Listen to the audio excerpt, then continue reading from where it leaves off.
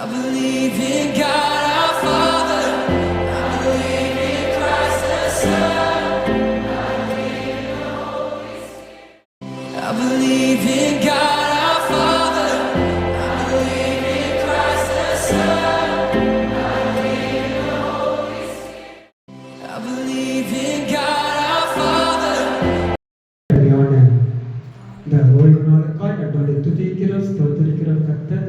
ஆண்டவரே, இந்த நாளில் இந்த 2026 இசப்பா இந்த 2வது மாசத்துல இந்த முதல் வாரத்துல 1ஆம் தேதியில ஆண்டவரே நாங்கள் இருப்பதும் நிர்மூலமாக இருப்பதும் உங்களுடைய சுத்த கிருபை. ஆண்டவரே, உங்களுடைய கிருபையினாலே இங்கே வந்திருக்கிற பிள்ளைகளை நீங்கள் ஆஸ்வதிங்க.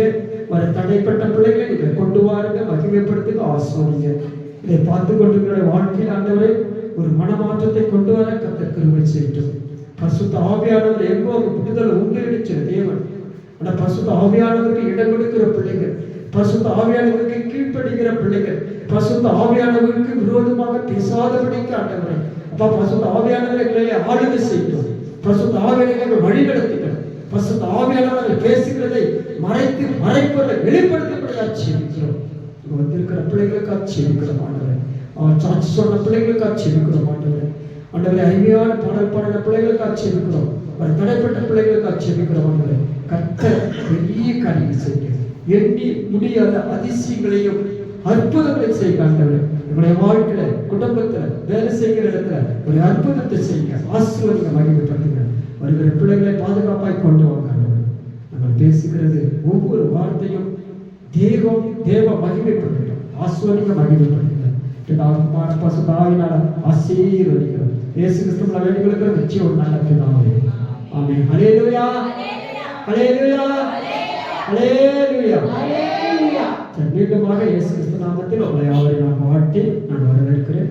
இன்றைய நாளிலே தலைப்பு மேல் வீட்டில் ஏறினார்கள்.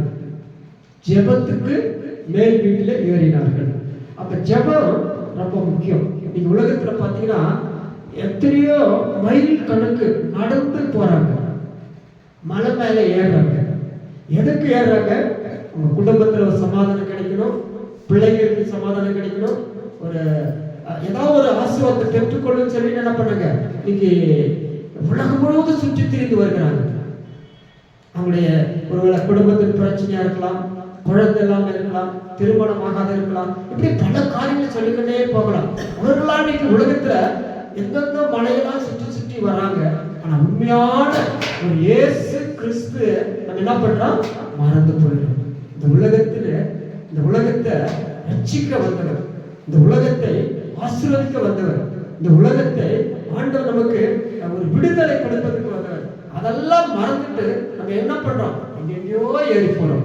ஒரு 4 வசனங்களை வாசித்துட்டு அப்புறம் நம்ம தேவனுடைய செல்லாம் நம்ம மேல் வீட்டிலே ஏறினார்கள் சொல்லி. இப்போ முதலாவது நீங்க அப்போஸ்தலர் நடவடிக்கைகள் 1ஆம் அதிகாரம் 13ஆவது வசனம் 14ஆவது வசனம்.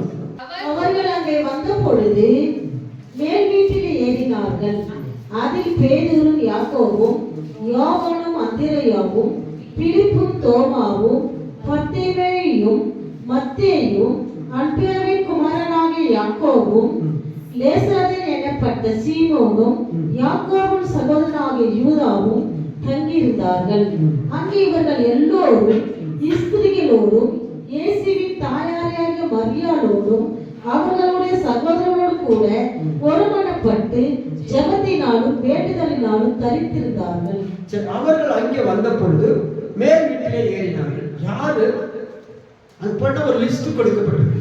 பேதுரு, யாக்கோபு, யோவானு, அந்திரேயும், பிலிப்பு, தோமா, பர்தலேமு, மத்தேயு, அல்பாவின் குமாரனான யாக்கோபு, செல்வதி எனப்பட்ட சீமோனும் யாக்கோபின் சகோதரனாக யூதாவும் தங்கியிருந்தார்கள். இயேசு கிறிஸ்து சிலுவிலே அறையப்பட்ட பிறகு, அவர் மரித்த பிறகு இவர்கள் எல்லோரும் ஓரிடத்தில் கூடி என்ன பண்ணலாம்? ஒரு மேல் வீட்டில் போய் ஏறி தங்கியிருக்கிறாங்க. அவருடைய சீசர்கள் எல்லோரும் மேல் வீட்டில் போய் தங்கியிருக்கிறாங்க. அவங்க கூட யார் தங்கியிருக்கிறாங்க? 14ஆவது வசனத்தை நீங்க வாசித்தீங்கன்னா, ஸ்திரீகளுக்குள்ளே இயேசுவின் தாயாக மரியாளும் அவருடைய சகோதரருடைய ஒருமனப்பட்டு ஜெபத்திலே வேண்டுதலை தரித்திருந்தார்கள். இவர்கள் ஒரு மேல் வீட்டில் ஏறினார்கள். அந்த மேல் வீட்டில் எல்லாரும் கூடி இம்பார்ட்டன்ட், ரொம்ப ரொம்ப முக்கியமானது.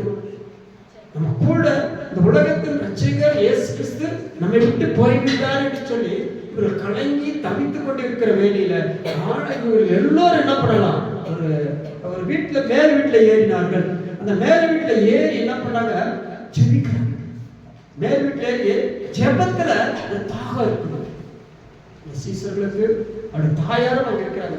கீழே ஏறக்குறைய 120 பேர் மேல் வீட்டுல தங்கியிருந்தாங்க சொல்லப்பட்டது. இந்த 120 பேரும் எப்படிப்பட்டவர்கள் எடுத்துனா ஜெபத்துல தரித்திருந்தார்கள். ஜெபத்துக்காக ஒரு மேல் வீட்டுல ஏறினார்கள். ஒரு மேல் வீட்டுல ஏறி இங்க ஜெபம் பண்றாங்க.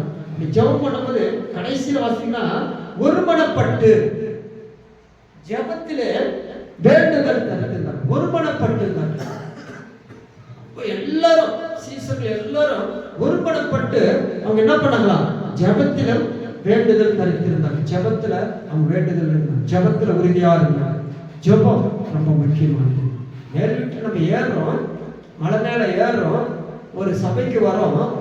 எதுக்கு வரோம்? ஜெபம் ரொம்ப முக்கியம். இந்த ஜெபத்துல அவர்கள் எல்லாரும் என்ன பண்ணலாம், தரித்திருந்தார்கள்.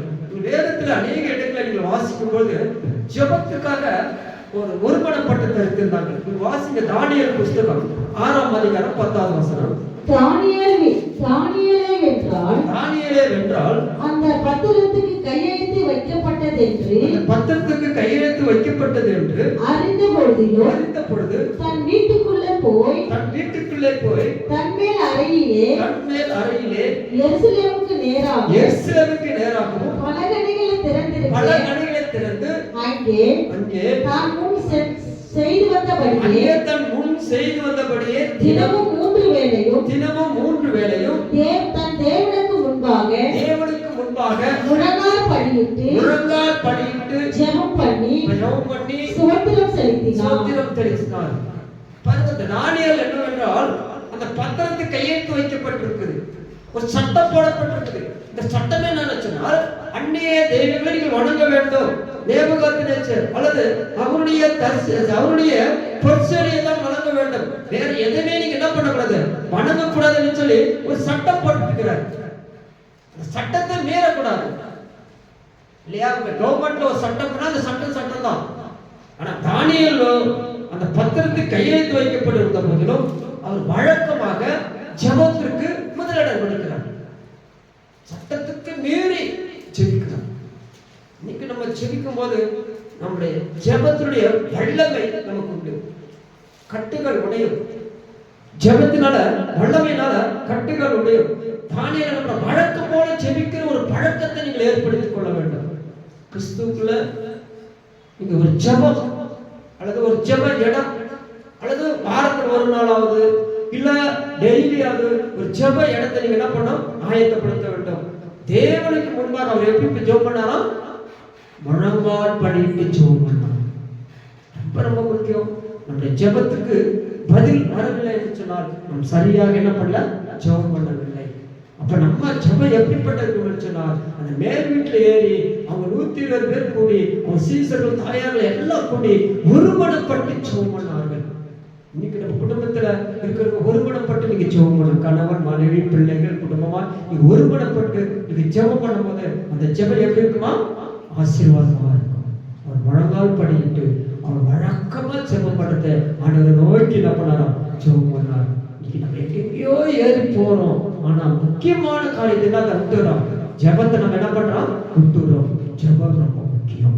நீங்க ஜெபத்துல நீங்க நிறைய கிறிஸ்துவோட வாழ்க்கையில என்ன பண்றோம், நம்ம ஜெபம் பண்றது. ஜெபம் ரொம்ப முக்கியம். இயேசு கிறிஸ்து நம்ம கற்றுக் கொடுத்த ஒரு பாடம். என்ன பாடம் நீங்க வாசித்து பாருங்க. மத்தேயு 14ஆம் அதிகாரம் 23வது வசனம். அவர் ஜனங்களை அனுப்பின பின்பு தனித்து ஜெபம் பண்ணி ஒரு மலையின் மேல் ஏறி சாயங்காலம் ஆன பொழுது அங்கே தனிமையா இருந்தார். பாருங்க, அவர் ஜனங்களை அனுப்பிட்டார். ஏன்னா நிறைய கூட்டம் இருக்குது. அவர் பிரசங்கம் பண்ணாரு. பிரசங்கத்தை கேட்டு ஜனங்களா சோர்ந்து போகக்கூடாது என்ன பண்ணாரு, அப்பத்தை மீறி என்ன பண்ணாரு, அவர்கள் கொடுக்கணும்னு சொல்லி அவர் என்ன பண்ணாரு, அவர் ஜெபம் பண்ணாரு. ஆண்டவர் ஆசீர்வதிச்சாரு. அங்க பாத்தீங்கன்னா அவர் ஜனங்களை அனுப்பிவிட்டு தனித்து ஜெபம் பண்ண ஒரு மலை மேல் ஏறினார். தனி ஜெபம், தனிமையா போய் ஜெபம் பண்ணார். ஏறி சாயங்காலம் ஆனது இருக்கும். அங்கே அவர் எப்படி இருந்தாரா? தனிமையா இருந்தார். இன்னைக்கு நம்முடைய குடும்பம் ஏன் தரித்திரராகுது? ஏன் குடும்பத்துல ஆசீர்வாதம் இல்லை? ஏன் குடும்பத்துல கடன் பிரச்சனை? ஏன் குடும்பத்துல வியாதி? ஏன் குடும்பத்துல பல பிரச்சனைகள் வருதுன்னா, இன்னைக்கு இயேசு கிறிஸ்து பாத்தீங்கன்னா அவர் தனிமையான ஒரு ஜெபம் பண்ணாராம். தனி ஜெபம். அவர் ஒரு மலை மேல ஏறி போய் ஜெபம் பண்ணாராம். மலை மேல ஏறது ரொம்ப கஷ்டம். அங்கேயும் போய் மழைக்கால நின்று ஜெபம் பண்ணணும்னா ரொம்ப கஷ்டம். அவர் ஜெபம் பண்ணார். அவர் மலை மேல ஏறி ஜெபம் பண்ணார். மார்க் 1ஆம் அதிகாரம் 35ஆவது வசனம் படிக்கும். அவர் அதிகாலையில் இருட்டோடு எழுந்து புறப்பட்டு வனாந்தரமாய் ஒரு இடத்திற்கு போய் அங்கே ஜெபம் பண்ணினார். அதிகாலையிலே இருட்டோடு எழுந்து புறப்பட்டு, யாருக்கும் தெரியாம ஒரு 3 மணிக்கு 4 மணிக்கு 5 மணிக்குள்ள எழுந்து அவர் எங்க போனாரா? ஒரு வனாந்தரமான ஒரு இடத்துக்கு போயிட்டார். ஏன்னா அந்த உலகத்தில் நிறைய பொல்லாங்கான பிசாசு நம்ம என்ன பண்ணோம்? சோதிக்கப்படுவான். ஜெபத்துக்கு தடை கொண்டு வருவார் சொல்லி அவர் என்ன பண்ண? அதிகாலையில இருட்டோடு புறப்பட்டு ஒரு வனாந்தரத்துக்கு ஒரு இடத்துல போய் அங்கே ஜெபம் பண்ணார். வனாந்தரமான ஒரு இடம், பாலைவனமான ஒரு இடம், மலை மேல ஒரு இடம், அப்படிப்பட்ட ஒரு இடத்துல போய் தனிமையா ஜெபம் பண்றாங்க. வனாந்தரம் பாருங்க, மலை மேலாம் பாருங்க, பாம்பு இருக்கும், விஷப்பூச்சி இருக்கும், சிங்கம் இருக்கும், கரடி இருக்கும், பல மிருகங்கள் இருக்கும். ஆனாலும் கூட அவர் தனிமையா போய் ஜெபம் பண்றாரு. ரொம்ப முக்கியமானது, அவர் வனாந்தரத்துக்கு என்ன பண்ணாராம்? தனிமையான ஒரு இடத்துக்கு போய் அவர் ஜெபம் பண்றாரு. அதே மார்க் 6:46 படி முதலாவது நம்ம பார்த்தோம், அவருடைய சீஷர்கள் 120 பேர் ஒரு மேல் வீட்டில ஏறி ஜெபம் பண்ணார்கள். அங்க அவருடைய தாயாக மரியாளும் ஒருமனப்பட்டு தரித்திருந்தார்கள். இரண்டாவது நாம் பார்க்கிறோம், இயேசு கிறிஸ்து ஒரு மலை மேல ஏறி ஜெபம் பண்ணார் என்று சொல்லி பார்க்கிறோம். இங்க மூன்றாவது நீங்க பாத்தீங்கன்னா, அவர் ஜெபம் பண்ணும்போது அவர் எங்க பண்ணாரா? ராவு முழுவதும் தேவனை நோக்கி ஜெபம் பண்ணி கொண்டிருந்தார். இரவு முழுவதும் ஜெபம் பண்ணி கொண்டிருந்தார். ஜெபம் ரொம்ப முக்கியம். நம்முடைய வாழ்க்கையில ஜெபத்தை நீங்க விட்டு விடக்கூடாது. ஒரு நல்ல கிறிஸ்துவுடைய வாழ்க்கையில ஜெபா நீங்க விட்டுட்டீங்கன்னா உங்களுடைய வாழ்க்கையில ஆசீர்வாதத்தை எழுதுறீங்க. சாத்தான் வந்துருவான், பல பிரச்சனைகளை உங்க குடும்பத்துல கொண்டு வந்துருவான். ஜெபம் ரொம்ப முக்கியம். ஜெபத்துல ரொம்ப முக்கியம். தானியேல் என்ன பண்ணாரு? வழக்கமா ஜெபிக்கிற ஒரு இடத்துக்கு போய் ஜெபம் பண்ணாரு. அந்த பத்திரத்துக்கு கையெழுத்து வச்சு சட்டத்தை மீறியும் ஜெபம் பண்ணாரு. அதுதான் ஊக்கமுள்ள ஜெபம். இன்னைக்கு சிலுவிலே அறையப்பட்டார், உழுப்பட்டார், கலங்கி தவித்துக் கொண்டிருக்கிற வேலையில அவர் எல்லாரும் ஒருமனப்பட்டு ஜெபம் பண்ணார்கள். நம்ம ஒருமனப்படணும். கணவன், மனைவி, பிள்ளைகள், குடும்பம் நம்ம ஒருமனப்பட்டு இன்னைக்கு ஜெபம் பண்ணும் போது அந்த ஜெபத்துக்கு வல்லமையா இருக்கும். லூக்கா வாசிக்கணும்னா, லூக்கா எழுதின சுவிசேஷத்துல நீங்க 18ஆம் அதிகாரத்துல 1வது வசனத்துல வச்சுன்னா, சோர்ந்து போகாம ஜெபம் பண்ணணும்னு சொல்லப்பட்டது. நீங்க எப்போதும் சோர்ந்து போகக்கூடாது. நிறைய நேரத்துல சோர்வு வரும், டயர்டா இருப்பாங்க, வேலை செய்வாங்க, கஷ்டப்பட்டு வேலை செய்வாங்க, ஜெபத்துக்கு ஜெபம் பண்ண முடியாது. ஆனா அப்பதான் ஆண்டவர் சொல்றாரு, என்ன சொல்றாரு? சோர்வு போகாம நீங்க எப்போதும் ஜெபம் பண்ணுங்க அப்படின்னு சொல்றாரு. ஒரு கதை சொல்றாரு, ஒரு ஸ்டோரி சொல்றாரு. என்ன ஸ்டோரி? சோர்வு போகாதீங்க. நீங்க நிறைய நேரத்துல சோர்வு போயிடும். சோர்வின் ஆவி உங்களுக்குள்ள வந்துச்சுன்னா ஜெபம் பண்ண முடியாது, வேலைக்கு போக முடியாது, நிறைய பிரச்சனைகளை நீங்க சந்திப்பீங்க. வேதத்துல நிறைய இடங்களில் சொல்லப்பட்டது, சோர்வு போகாமல் எப்போது ஜெபம் பண்ணுங்க. எலியா நம்ம போல தாழ்வுள்ள மனிதன், கருத்தா ஜெபம் பண்ணார். தாழ்வுள்ள மனிதன் மலை மேல ஏறும்போது எவ்வளவு கஷ்டம் இருக்குமோ, அதே போல ஜெபத்துக்கு ரொம்ப முக்கியமான இம்பார்ட்டன்ட் கொடுது. அந்த விதவைக்கு நியாயம் கிடைக்க வேண்டும் சொல்லி ஜெபம் பண்றாங்க. அதே போல நீங்கள் இந்த உலகத்துல வாழ்கிற நாட்களில் எனக்கு நியாயம் கிடைக்கும் ஆண்டவரே, நான் என்ன தவறு செஞ்ச ஆண்டவரே, ஆண்டவர்கிட்ட கேளுங்க. ஏன் எனக்கு வியாதி வருது? ஏன் எனக்கு கடன் பிரச்சனை வருது? ஏன் எனக்கு பிரச்சனை வருது? ஏன் எனக்கு வேலை இல்லை? ஏன் எனக்கு திருமணம் ஆகல? ஏன் என்னுடைய வாழ்க்கை இப்படி இருக்குன்னு சொல்லி நீங்க ஆண்டவர்கிட்ட போய் கேளுங்க. அந்த விதவை போய் கேட்டான், தொந்தரவு பண்ணா, எனக்கு நியாயம் கிடைக்கணும், நான் ஒன்னும் தவறு செய்யல, எனக்கு நியாயம் கிடைக்கணும், நான் என்ன வேணாலும் போராடுவேன். ஜெபம். இந்த ஜெபத்துக்காக போராட போது தான் கர்த்தர் சொல்ற அந்த 8வது வசனத்தை நீங்க வாசிங்க. 7வது வசனத்தை 8வது வசனத்தை வாசிங்க. தேவன் தம்மை நோக்கி இரவும் பகலும் கூப்பிடுகிறவர்களுக்கு தம்மால் தெரிந்து கொள்ளப்பட்டவர்கள் விஷயத்தில் நீடிய பொறுப்புள்ளவர்கள் அவருக்கு நியாயம் செய்யும். நீங்க வெயிட் பண்ணும்போது சரியான நேரத்துல உங்களுக்கு உதவி வந்துச்சு. அல்லேலூயா. சரியான நீங்க ஜெபத்தில் விடாப்பிடியாக இருக்கும்போது ஒரு யாக்கோபு ஜெபம் பண்ணும்போது அப்படித்தான் சிந்திக்கிறார். என்னை ஆசீர்வதித்தால் உடனே நான் உன்னை விட மாட்டேன். உன்னை பாதத்துல உட்கார்ந்தார். ஒரு ஜெபம் பண்ணார். இரவெல்லாம் ஜெபம் பண்ணார். இயேசு கிறிஸ்து இரவெல்லாம் ஜெபம் பண்ணார். என்னை ஆசீர்வதிக்கிறீயே, நீதான் என்னை பேர் சொல்லி அழைச்சிருக்கிற, நீதான் எனக்கு சகல விதமான 12 பிள்ளைகளையும் கோத்திரத்தினையும் கொடுத்திருக்கிற. நான் திரும்பி போகும்போது என்னுடைய சகோதரத்திலே நான் சமாதானமா இருக்கணும், என்னை நீ ஆசீர்வதிக்கணும்னு சொல்லி அவன் அதிகமா ஜெபிக்கிறான். நீங்க நம்ம அப்படி ஜெபிக்கிறோமா? இந்த ஜெபம் வல்லமை உங்களுக்குள்ள இருக்கும். கடைசி காலத்துல நம்ம வந்து கொண்டிருக்கிறோம். ஜெபம் இல்லைன்னா உடைய வாழ்க்கை ஆண்டவர் என்ன பண்ண பிசாசு கொண்டு வந்துடும். இரவும் பகலும் நம்மை கூப்பிடுகிற பிள்ளைகள், இரவும் பகலும் ஆண்டவரை தேடுகிற பிள்ளைகள். ஆண்டவரை நீங்க ஆண்டவரை தேடி போக கர்த்தர் உங்களை ஆசீர்வதிப்பார். நிறைய நேரத்துல நம்ம தேடுறது உலகத்தை தேடி போறோம், வேலைக்கு போறோம், பணம் சம்பாதிக்கிறோம். பணம் எவ்வளவு நாளைக்கு உங்களுக்கு சமாதானம் கொடுக்கும்? நிச்சயமா கொடுக்கும். ஒரே நாள் ஆண்டவர் அனுப்பிச்சுடுவோம். ஆனா நீங்க ஆண்டவரை தேடி போனீங்கன்னா கர்த்தர் உங்களுக்கு என்ன பண்ணலாம்? உங்களுடைய காரியத்துல, உங்களுடைய விஷயத்துல, உங்களுடைய குடும்பத்துல, உங்களுடைய தேவைகளை ஆண்டவர் என்ன பண்ணலாம்? சந்திப்பாராம். அதே நீங்க லூக்கா 18 8வது வசனத்தை படிக்கும்.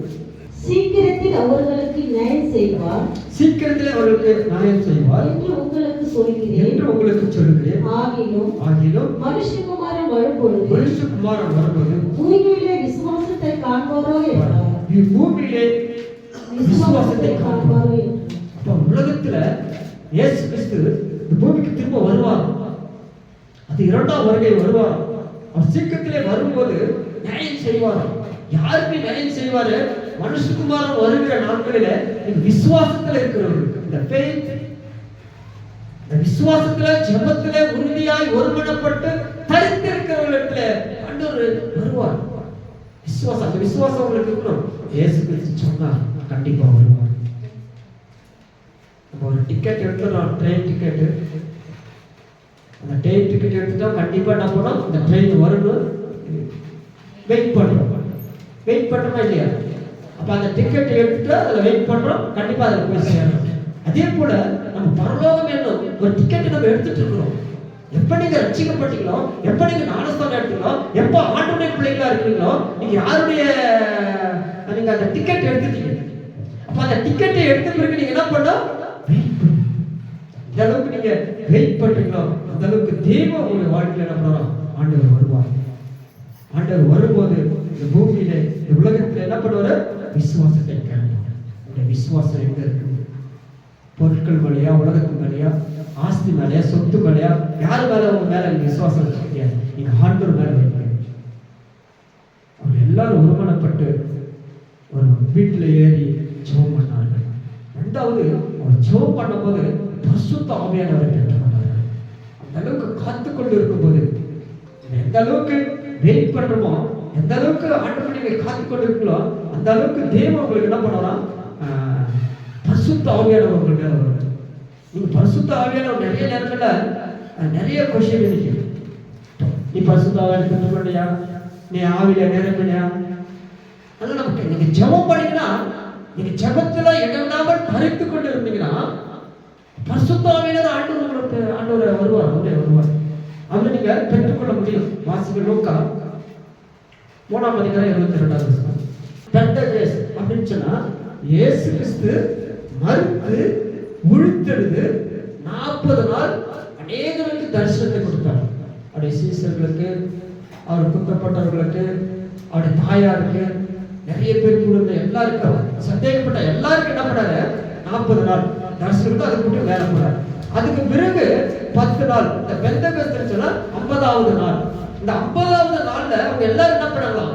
ஒரு இடத்துல கூடி இருக்கும்போது அடுத்த வசனம், அப்பொழுது பலத்த அப்போது காற்று பலத்த காற்று அடிக்கப்பட்டு முழங்குவது போல போல வானத்திலிருந்து சடிதியாய் ஒரு முழக்கம் உண்டாயிற்று. அவர்கள் உட்கார்ந்திருந்த வீடு முழுவதும் நிரப்பிற்று. அடுத்த வசனம். அல்லாமலும் அக்கினிமயமான நாவுகளை காணப்பட்டு நாவுகள் அவர்கள் காணப்பட்டும் அவர்கள் ஒவ்வொருவர் மேலும் வந்து அமர்ந்தது. அவர்கள் எல்லோரும் பரிசுத்த ஆவியினால நிரப்பப்பட்டார்கள். ஆவியானவர் தங்களுக்குள்ள தங்களை வரதுக்குள்ள வெவ்வேறு பாசை தொடங்கினார்கள். பேசத் தொடங்கினார்கள். சரி, பாருங்க, நீங்க 1 இருந்து அதுக்கு 4-5 வருஷம் வீட்டுல உட்கார்ந்து பொறுமையா நிதானமா படிச்சு பாருங்க. இந்த பெந்தகஸ்து நாளில் தான் ஒருமனப்பட்டு அவங்க ஒரு வீட்டுல தங்கி இருக்கும்போது வானத்திலிருந்து அக்கினி வந்து வானத்திலிருந்து அவங்க ஒரு முழக்கம் உண்டாயிட்டு என்ன பண்ணலாம், அந்த வீடு முழுவதும் நிரப்பிட்டு அவங்க பயந்து போய் நடுங்கி கொண்டு இருக்கிற வேலையில பயத்தோட இருக்கும் பொழுது அப்ப என்ன பண்ணா 3வது வசனத்துல அந்த அக்கினி மயமான நாவுகள் அவங்களுடைய ஜெபம் அவங்க ஜெபிக்கிறாங்க. அவங்க பாசையில ஜெபிக்கிறாங்க. இங்கிலீஷ்ல, கன்னடால, மலையாளத்துல, ஹிந்தியில எல்லாரும் ஒருமனப்பட்டு ஜெபம் பண்றாங்க. அப்படி ஜெபிக்கும் பொழுது பரிசுத்த ஆவியானவர் இறங்கினார். ஹல்லேலூயா. ஜெபிக்கும் பொழுதுதான் அந்த பரிசுத்த ஆவியானவர் வருவார். நீங்க காத்து கொண்டு இருக்கும்போது தான் பரிசுத்த ஆவியானவரை பெற்றுக்கொள்ள முடியும். நீங்க காத்து கொண்டு இருக்காம பரிசுத்த ஆவியானவரை பெற்றுக்கொள்ள முடியாது. ஏன்னா பார்த்தீங்கன்னா பெற்றுக்கொள்ள முடியாது. எல்லாரும் என்ன பண்ணாங்க, வெவ்வேறு பாசையில பேச தொடங்கினோடனே அவங்களுக்குள்ள ஒரு பலன் வந்துச்சான். அதான் சொல்றாரு அப்போஸ்தலர் நடவடிக்கைகள் 1:8 பரிசுத்த ஆவியானவர் உங்களிடத்தில் வரும்போது பலன் நமக்கு வேணும். பலன் இல்லாத இருக்கிற நேரத்துல உங்களுக்கு பலன் வேணும்னா அந்த பரிசுத்த ஆவியானவரை நீங்க பெற்றுக்கொள்ளணும். பரிசுத்த ஆவியானவரை எப்படி பெற்றுக்கொள்ளணும்னா, நீங்க பரிசுத்த ஆவியானவரை பெற்றுக்கொள்ளணும்னா ஜெபத்துல நீங்க எப்படி இருக்கணும், எல்லாரும் ஒரு மேல் வீட்டுல ஏறி போய் என்ன பண்ணாங்க, அவங்க 120 பேர் எல்லாம் கூட்டி ஜெபிக்கிறாங்க. ஒருமனப்பட்டு கருத்திருந்தாங்க. அவங்க ஜெபிக்கிறாங்க. பரிசுத்த ஆவியானவர் என்ன பண்றாங்க, பெற்றுக் கொடுக்குறாங்க. அப்போஸ்தலர் 1:8 வாசிக்கிறா, பரிசுத்த ஆவி உங்களிடத்தில் வரும்போது நீங்கள் பலன் அடைந்து எருசலேமிலும் யூதா முழுவதிலும் சமாரியாவிலும் பூமியின் கடைசி பரியந்தம் எனக்கு சாட்சிகளாய் கடைசி பரியந்தம் உலகம் முழுவதும் சாட்சியாச்சு. வெரி இம்பார்ட்டன்ட் சாட்சி. ஜெபம் பரிசுத்த ஆவியானவரை பெற்றுக்கொள்ளும். ஜெபம் இல்லாம பரிசுத்த ஆவியானவரை பெற்றுக்கொள்ளும். பரிசுத்த ஆவியானவரை பெற்றுக்கொண்ட பிறகு நீங்க என்ன பண்ணணும், சாட்சி உள்ள வாழ்க்கை. குடும்பத்துல, வேலை செய்கிற இடத்துல, நீங்க இருக்கிற இடத்துல சாட்சியா இருக்கு. அப்பதான் பரிசுத்த ஆவியானவரை என்ன பண்ண முடியும். சாட்சி ரொம்ப முக்கியம். நிறைய நேரத்துல பரிசுத்த ஆவியானவருக்கு விரோதமா பேசுறாங்க, பரிசுத்த ஆவியை துக்கப்படுத்துறாங்க, பரிசுத்த ஆவியை இல்லைன்றாங்க. பரிசுத்த ஆவியானவர் ரொம்ப முக்கியம். டெக்னிக்கல் சொல்லுவாங்க, பிதா, குமாரன், பரிசுத்த ஆவியானவர். இது மூன்றும் ஒன்றுதான். பரிசுத்த ஆவியானவருக்கு விரோதமா பேசாதீங்க. அந்நிய சபைகள் வாழ்க்கை பார்த்தீங்கன்னா பரிசுத்த ஆவியானவருக்கு விரோதமாக தான் பேசினாங்க, மரித்து போய்விட்டார். இன்னைக்கு நம்ம பரிசுத்த ஆவியானவருக்கு விரோதமாக பேசாதீங்க, ஆண்டவருக்கு விரோதமாக பேசாதீங்க. இப்ப நீங்க வாசிங்க, பரிசுத்த ஆவியானவர் யார் மேல வந்து இறங்கினாரு, யார் மேல இறங்கினாரு, இயேசு கிறிஸ்து மேல வந்து இறங்கினார். அவர் ஞானஸ்தானம் பெற்ற பிறகு அவர் கரையில ஏறின உடனே பரிசுத்த ஆவியானவர் என்ன பண்ணாரோ பெற்றுக்கொண்டார். பரிசுத்த ஆவியானவர் ரூபம் கொண்டு ஒரு புறாவை போல வானத்துல இறங்கி என்ன ஒரு சத்தம் உண்டாயிற்று. நீர் என்னுடைய நேசகுமாரன், நான் உன்னை நேசிக்கிறேன்னு சொல்றேன். நீ உண்மையில நான் பிரியமா இருக்கிறேன்னு சொல்றேன். யாருக்கு? இயேசு கிறிஸ்து ஞானஸ்தானம் பெற்றவர். ஒரு ஞானஸ்தானம் பெற்ற உடனே பரிசுத்த ஆவியானவர் ஒரு சாட்சி கொடுக்கிறார், நீ என்னுடைய நேசகுமாரன். நீ ஒரு புறாவை போல என்ன பண்ண, அவர் மேல நான் இறங்கினேன். ஒரு சத்தத்தை உண்டாயிற்று. அந்த சத்தம் அதிகமா ஜெபத்தில் இருக்கும்போது, பரிசுத்த ஆவியானவரை பெற்றுக்கொண்டு போது, நீங்க ஆண்டவராய் காத்து கொண்டு இருக்கும்போது ஆண்டவருடைய சத்தத்தை, மெல்லிய சத்தத்தை கேட்க முடியும். இல்லைன்னா கேட்க முடியாது. கடைசி காலத்துல நம்ம இருக்கிறோம். பரிசுத்த ஆவியானவருக்கு விரோதமா பேசாதீங்க. ரொம்ப முக்கியம் பரிசுத்த ஆவியானவர். பரிசுத்த ஆவியானவர் இங்க இருக்கிறதுனால தான் நம்ம பேச முடியும். பரிசுத்த ஆவியானவர் இல்லைன்னா ஒன்றும் பண்ண முடியாது. ஏன்னா இயேசு கிறிஸ்து உலகத்தை விட்டு மறித்து போன பிறகு ஒரு தேற்றலாளனை அனுப்புவார். அந்த தேற்றலாளன் யாரு? பரிசுத்த ஆவியானவர். பரிசுத்த ஆவியை குறித்து நீங்க துக்கப்படுத்தாதீங்க, பரிசுத்த ஆவிக்கு விரோதமா பேசாதீங்க. பரிசுத்த ஆவியானவர் உங்களுக்கு மறைப்பொருளை வெளிப்படுத்துவார். லூக்கா 12:12. நீங்கள் பேச வேண்டியவைகளை பரிசுத்த ஆவியானவர் அந்நேரத்திலே உங்களுக்கு போதிப்பார் என்றார். போதிப்பார். நீங்கள் காத்துக் கொண்டிருக்கும் போது நீங்கள் பேச வேண்டியது என்ன என்று சொல்லி பரிசுத்த ஆவியானவர் அந்நாளில் உங்களுக்கு என்ன பண்ணாரு? போதிப்பார். ஒருவேளை நம்ம மறந்துட்டு இருக்கலாம், ஒருவேளை மறதியா இருக்கலாம். ஆவியானவர் போதிப்பார். ஆவியானவர் போதிப்பார். எப்ப போதிப்பார்னு சொன்னா, நீங்கள் ஜெபம் பண்ணுவதுல ஜாக்கிரதையா இருக்கும். ஜெபத்துல இருக்கும்போது, ரெண்டாவது ஒருமனப்பட்டு இருக்கும்போது, மூன்றாவது அந்த மேல் வீட்டுல போய் எல்லாரும் ஒருமனப்பட்டு என்ன பண்ணாங்க? கருத்து காத்து கொண்டிருந்தாங்க. பரிசுத்த ஆவியானவர் கேட்டுக்கொண்டார். நம்ம பேச வேண்டியது என்ன என்று சொல்லி ஆண்டவர் நமக்கு என்ன பண்ணுவார்? போதிப்பார். மறைவான சத்தியத்தை, மறைவான காரியங்களை, வரப்போற காரியங்களை, நடக்க போற காரியங்களை, குடும்பத்தின் தேவைகளை ஆண்டவர் போதிப்பார். ஆண்டவருக்குள்ள நீங்க சத்தியத்துக்குள்ள நீங்க ஆழமா இருந்தாதான் ஆண்டவருக்குள்ள என்ன பண்ணலாம்? போதிப்பார். அதே அப்போஸ்தலர் நடவடிக்கைகள் 10ஆம் அதிகாரம் 44வது வசனம். இந்த வார்த்தையை பேதுரு பேசிக்கொண்டிருக்கையில் வசனத்தை கேட்டவர்கள் யாவர் மேலும் பரிசுத்த ஆவியானவர் இறங்கினார். இந்த வார்த்தைகளை பேசிக் கொண்டிருக்கும் பொழுது வசனத்தை கேட்டவர்கள் யாவரும் பரிசுத்த ஆவியானவர் இறங்கினார். பேதுருடைய பிரசங்கத்தை கேட்டு 3000 பேர் ரட்சிக்கப்பட்டார்கள். ஒரு படிப்பறிவில்லாத ஒரு மனிதன், வேதத்தை அறியாத ஒரு மனிதன். ஆனால் கூட அவன் ஆண்டவருக்குள்ள ரொம்ப ஸ்ட்ராங்கா இருந்தான். ஆண்டவருக்குள்ள ரொம்ப ஸ்ட்ராங்கா இருந்ததுனால அவர் பிரசங்கம் பண்ணும்போது 3000 பேர் ரட்சிக்கப்பட்டார்கள். அவர் பிரசங்கம் பண்றது இதை கேட்ட அந்த வசனத்தை கேட்டு யாவரும் என்ன பண்ணலாம்? பரிசுத்த ஆவியானவர் நிரம்பிட்டாங்க. அந்த அளவுக்கு ஊக்கமா கேட்டாங்க. உங்க இருதயத்துல குத்தப்பட்டவங்களா இருந்தாங்க. நம்ம வசனத்தை கேட்கிறோம், நம்ம இருதயத்தை தொழுதான், நம்ம இருதயத்தை டச் பண்ணணும். அந்த இருதயத்தை எந்த அளவுக்கு டச் பண்ணுதோம் அந்த அளவுக்கு தெய்வமுடைய வாழ்க்கையில என்ன பண்ணலாம்? ஆண்டவர் ஆசீர்வதிப்பார். அந்த இருதயத்துல குத்தப்பட்டதுனால அந்த பரிசுத்த ஆவியானவர் என்ன பண்ணாராம்? வசனத்தை போதிப்பார். பரிசுத்த ஆவியானவர் உங்களுக்கு வரும்போது வசனத்தை போதிப்பார். பாவத்தை குறித்தும் நீதியை குறித்தும் கண்டித்து உணர்த்துவார். இது பாவம், இது துன்மார்க்கம், நீ அங்க போவாத. ஆண்டவர் பரிசுத்த ஆவியானவர் தடுப்பார். சில நேரங்கள் ஆவியானவர் உங்களுக்கு தடைப்படுவார். இந்த இடத்துக்கு போவாத, இவங்களோடு கூட நீ ஐக்கியம் வைக்காத, இவங்களோடு கூட நீ உறவு வைக்க வேண்டாம்.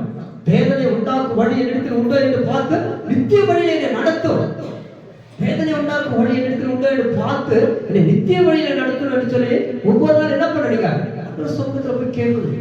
தாவீதுக்கு ஆண்டவர் தடுத்து நிறுத்தினார். 139 கடைசி வசனம் வாசிக்க வேண்டாம். ஆண்டவர் தடுத்து நிறுத்தினார். இந்த இடத்துக்கு போ, இந்த இடத்துக்கு போவாத, இது துன்மார்க்கமான இடம், இது நரகத்துக்கு போற ஒரு கூட்டம், இது ஆண்டவரை தேடுகிற ஒரு கூட்டம், பரிசுத்தவான்களுடைய கூட்டம், ஐக்கியத்துக்கு நீங்க போங்க. ஆண்டவர்களை என்ன வாழ பண்ணார்? ஆண்டவரை ஆசீர்வதிப்பார். வசனத்தை கேட்டவர்கள் பரிசுத்த ஆவியானவர் இறங்கினார். நம்ம வசனத்தை கேட்கிறோமா? இந்த வசனம் நம்முடைய வாழ்க்கைக்கு பிரயோஜனமா இருக்கணும், நம்முடைய வாழ்க்கைக்கு ஆசீர்வாதமா இருக்கணும். மற்றவங்களை பத்தி நீங்க கவலைப்படாதீங்க. நிறைய நேரங்கள மற்றவங்களை பார்த்து பார்த்து நம்ம என்ன பண்ணுவோம்? விழுந்து போயிடுமா? நிறைய நேரம் நம்ம விழுந்து போயிடும். நீங்க எந்த அளவுக்கு ஆண்டவருடைய சமூகத்துல முழங்கால் நின்று இந்த வல்லமையை அதை தரித்து கொண்டு பரிசுத்தத்தை பெற்றுக் கொண்டிருக்கும் போது, ஆண்டவர்களை நிரப்பப்படும் போது பரிசுத்தர் சில காரியங்களை தடை பண்ணுவார். ஒரு மிஷனரி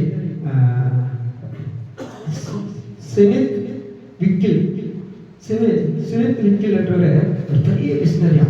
அவர் ஒரு நாள் ட்ரெயின்ல போய் இருக்கும்போது பைபிள் படிச்சுருந்தாங்க.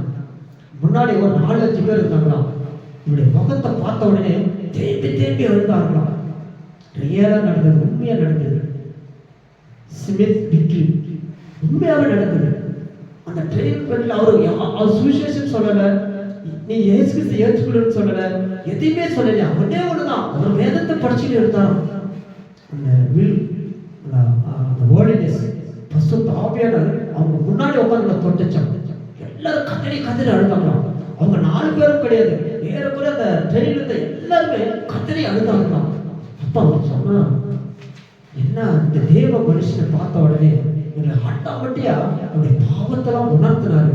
அவர் சொல்றாராம், இந்த பரிசுத்த ஆவியானவரிடத்துல வரும்பொழுது பாவத்தை குறித்து ஆண்டவர் உங்களை கண்டித்து உணர்த்திருக்கிறார். இந்த மனம் திரும்புங்கன்னு சொன்னார். அவரு இந்த உலகத்துல என்ன பண்ணாராம், அநேக மரித்து போனவர்களை உயிரோடு எழுப்பியிருக்கிறார். அல்லேலூயா. அவர் மனைவி மரித்து போனதை உயிரோடு எழுப்பியிருக்கிறாராம். அந்த அளவுக்கு பரிசுத்த ஆவியானுடைய வல்லமை பெற்றுக்கொண்ட ஒரு சிமித்தில் வாழ்க்கை பாருங்க, ஒரு வல்லமை நிறைந்ததாச்சு. நீ நம்முடைய வாழ்க்கையில பாருங்க, அந்த காலத்துல பழைய காலத்துல பார்த்து நம்ம மிஷினரிகளாம் வைராக்கியத்தோட வந்திருப்பாங்க, நடந்தே வருவாங்க, சாப்பாடு இல்லாம பெண்ணே இருப்பாங்க, சாதிச்சு வச்சு இப்படிப்பட்டவளா இருக்கிறாங்க. நிறைய பேர் மிஷினரி இருக்கிறாங்க. அப்படிப்பட்டவருடைய வாழ்க்கை பார்த்தீங்கன்னா மரித்து படங்களை உயிரோட ஏற்படுத்தி ஒரே ஒரு காரணம் என்னது, ஹோலினஸ். அந்த பரிசுத்த ஆவியானவர் உங்களுக்குள்ள இருக்கும்போது உங்கள் எதிரியை யாரை கண்டுபிடிக்க முடியும்? பிசாசே நடுங்குவான். உங்களை கண்டு அநேகர்கள் ரட்சிக்கப்படுவார்கள், மனம் திரும்புவார்கள். ஆண்டவருக்கு லட்சக்கணக்கான ஜனங்களை ஆண்டவர் அவர் வழி நடத்தினார். அல்லேலூயா. பரிசுத்த ஆவியானவர் உங்களுக்கு உங்களுக்குள்ள இருக்கு. பரிசுத்த ஆவியானவரை பெற்றுக்கொண்டு காத்திருங்க, வெயிட் பண்ணுங்க. நீங்க எந்த அளவுக்கு ஆண்டவர் சமூகத்தில் காத்திருக்க, உலகத்துல போய் காத்து கொண்டு இருக்கிறோம் பாருங்க. பரிசுத்த ஆவியானவர் பலத்தினாலே உங்களை நம்பிக்கை பெருகும்படி, நம்பிக்கை தேவன் மேல் விசுவாசம் உண்டாக்கும், சகல சமாதானத்திலும் என்ன பண்ணலாம், உங்களுக்கு சமாதானத்தில் உங்களை நிரப்புவார். பரிசுத்த ஆவியானவர் நீங்க பெற்றுட்டீங்கன்னா வச்சுக்க என்ன வருமா, விசுவாசத்தினாலே உண்டாக்கும் எல்லா விதமான சந்தோஷத்திலும் இம்பார்ட்டன்ட் சமாதானம். எத்தனை குடும்பங்கள் உடைஞ்சு போயிருக்கு, கிறிஸ்துவ பிள்ளைகள் சொல்றேன். எத்தனை ஊழியக்காரர்கள் இன்னைக்கு பின்வாங்கி உடைந்து போயிருக்குது. பரிசுத்த ஆவியானவர் இல்லை, பரிசுத்த ஆவியானவர் பெற்றுக்கொள்ளாதவர்கள், பரிசுத்த ஆவியானவர் விரோதமா பேசுகிறவர்கள். அவர் வந்து நமக்குள்ள இருக்கும்போது அந்த விசுவாசம், அந்த சந்தோஷம், சமாதானம் அவங்களை என்ன பண்ண ஆண்டவர் நிரப்புவார். மூன்றாவதாக இந்த மேல் வீட்டில் ஏறி பொழுது அவங்க ஜபத்துல காத்திருந்தாங்க. இரண்டாவது பரிசுத்த ஆவியானவரை பெற்றுக்கொண்டாங்க. மூன்றாவது தேவனுடைய வார்த்தையை தைரியமா போய் பிரசங்கம் பண்ணாங்களாம். அந்த வல்லமை, அந்த ஜெபம் அவங்களுக்குள்ள இருக்கும்போது தைரியமா போய் பிரசங்கம் பண்ணாங்களாம். படிங்க அப்போஸ்தலர் 2:14. பேதுரு பயங்கரமா போய் பேசுறாரு. அந்த 11 பேர் நின்று கொண்டு இருக்கிறாங்க, உரைத்த சத்தமா இருக்கிறாங்க. ஒருவேளை யூதர்களை பார்த்து தான் கேட்கிறாரு, யூதர்களுக்காக தான் இயேசு கிறிஸ்து பூமிக்கு இந்த உலகத்துக்கு வந்தார், நீங்களே கேளுங்க அப்படின்னு சொல்றாரு. என்ன சொல்றாரு, எருசலேமில் வாசம் பண்ணுகிற ஜனங்களை நீங்கள் எல்லோரும் மறித்து கொள்வீர்கள், என் வார்த்தைக்கு செவி கொடுங்க. ஆண்டவருடைய வார்த்தைக்கு நீங்க என்ன பண்ணுமா, செவி கொடுங்க. நீங்க ஆண்டவருடைய வார்த்தைக்கு நம்ம செவி கொடுக்கிறோமா? சத்தியத்தை அறிவீர்கள், சத்தியம் உங்களுக்கு விடுதலை ஆக்கும். எல்லாருக்கும் தெரியும், பைபிள் எல்லாருக்கும் தெரியும், தெரியலன்னா சொல்ல முடியாது. நீ ரட்சிக்கப்பட்டிருக்கிற, ரட்சிக்கப்பட்டு ஞானஸ்தானம் எதுக்கு எடுத்திருக்கிற தெரியும். 6 நாள் வேலை செய்து 6வது நாள் ஓய்வு நாள் பரிசுத்தமான நாள் தெரியும். அந்த பரிசுத்தமான நாளை நீ என்ன பண்ற, அசட்டை பண்ணி கொண்டு இருக்கிறார். அங்க உரைத்த சத்தமாய் சொல்றார், சுவிசேஷத்தை அறிவிக்கிறார். நீங்க நம்ம அறிவிக்க முடியுமா? யூதர்களை பார்த்து தான் கேட்கிறார், உங்களுக்காக தான் இயேசு கிறிஸ்து பூமிக்கு வந்தார், உங்களை ரட்சிப்பதற்கு தான் இயேசு கிறிஸ்து உலகத்துக்கு வந்தார், நீங்களே கொலை செய்து விட்டீர்கள். தைரியமா போய் பேசுறார் பேதுரு. படிப்பறிவு இல்லாத மனுஷன், படிப்பறிவு இல்லாத ஒரு மனுஷன், வேத அறிவில்லாத ஒரு மனுஷன் தைரியமா போய் பேசுறார், சுவிசேஷத்தை குறித்து அறிவிக்கிறார். நீங்க நம்ம சுவிசேஷம் சொல்றோமா? பைபிள் எடுத்து நம்ம வெக்கப்படுறோம், சாட்சி சொல்றதுக்கு நம்ம வெக்கப்படுறோம். கிறிஸ்துவ பிள்ளை தான், ரட்சிக்கப்பட்ட பிள்ளை தான், ஆண்டவரை ஏற்றுக்கொண்ட பிள்ளைங்க தான், வெக்கப்படுறோம். ஆண்டவர் நமக்கு பெரிய ஆசீர்வாதத்தை வைத்திருக்கிறார். ஆண்டவர் நமக்கு ஒரு பெரிய ஆசீர்வாதத்தை வைத்திருக்கிறார். அந்த ஆசீர்வாதத்தை நம்ம என்ன பண்றோம், இழந்து போயிடுறோம். அந்த பேதுரு தைரியமா போய் சொல்றார், ஆண்டவர் போய் சொல்றார், ஆண்டவருடைய சத்தியத்தை நீங்க அறிந்து கொள்ளுங்க, சுவிசேஷத்தை அறிந்து கொள்ளுங்க, நீங்க ரட்சிக்கப்படுங்க, மனம் திரும்புங்க. உங்களுக்காக தான் ஆண்டவராகிய இயேசு கிறிஸ்து பூமிக்கு இந்த உலகத்துக்கு வந்தார், நீங்களே அவர் என்ன பண்ணீங்க, சிலுவையிலே அறைஞ்சிட்டீங்க. ரட்சிக்கப்பட்ட பிறகுதான் கிறிஸ்துவை கேவலமா பேசுறாங்க. ரட்சிக்கப்பட்டவங்க நீங்க ஆண்டவருடைய ஆலயத்தை தேடி வருது, ஆண்டவருக்கு விரோதமா இருக்கிறாங்க.